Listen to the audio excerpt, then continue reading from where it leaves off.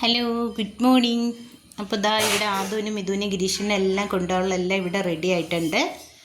നമുക്കിനി ഇതെല്ലാം പൊതിഞ്ഞെടുക്കാം. ആദ്യക്കുട്ടനുള്ള പൊതിച്ചോറാണ്, അത് അവസാനം പൊതിഞ്ഞെടുക്കാമേ. ആദ്യം പോണ നമ്മുടെ മിഥുക്കുട്ടിയാണ്, അവൾക്കുള്ള ചോറും കറിയാണ്. ഇതൊരു കുഞ്ഞടുക്കാണ് കേട്ടോ, ഇതിലൊരു ഉമ്മിണി ചോറേ കൊള്ളൂ. അതുകൊണ്ടാണ് മിഥുക്കുട്ടി ഈ ബ്രെഡും ഫ്രൂട്ട്സും ഒക്കെ കൊണ്ടുപോകണത്.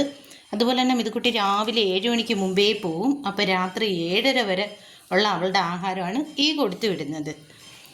ഇത് അവൾ 8-9 മണിയൊക്കെ ആകുമ്പോൾ നല്ല വിശക്കും, അപ്പോൾ ട്രെയിനിൽ ഇരുന്ന് കഴിക്കുന്നതാണ്. അവൾ രാവിലെ ഒരു ദോശ മാത്രമാണ് കഴിച്ചുകൊണ്ട് പോകണത്. അത് ഗിരീഷനുള്ളതാണ്, അവിടെ ഇരിക്കട്ടെ. മിഥുക്കുട്ടി ഒരു ദോശ എങ്ങനെയെങ്കിലും കഴിച്ചിട്ടുണ്ട്. അപ്പോൾ മിഥുക്കുട്ടിക്കുള്ളതാ ഇതാദ്യം നമുക്ക് അടച്ചെടുക്കാം. ചോറും അതിൽ എന്തൊക്കെയാണെന്ന് അതാ ഗിരീഷിന് കൊടുത്തത് തന്നെ. ചോറ്, മീൻകറി, ചക്ക, മുട്ടക്കോസ് തോരൻ, പിന്നെ വെള്ളരിക്കയുടെ കണ്ടോ പച്ചടി, പിന്നെ പൊരിച്ച മീൻ. ഇത്രയും തന്നെ മിഥുക്കുട്ടിക്കും. പിന്നെ ഇത് മിഥുക്കുട്ടിക്ക് കൊണ്ടുപോകാനുള്ളതാണ്. ഇതവൾ 8-9 മണിക്കും പിന്നെ 4 മണിക്കുമൊക്കെ കഴിക്കും. അവൾ ചായയും പാലൊന്നും കുടിക്കാത്തതുകൊണ്ട് ഇത് ഒരെണ്ണം അങ്ങനെ കഴിക്കും കേട്ടോ.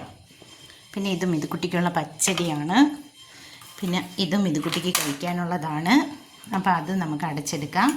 പിന്നെ ഇത് ഗിരീഷനിലുള്ളതാണ്, ഇത് നമുക്ക് അടച്ചെടുക്കാം.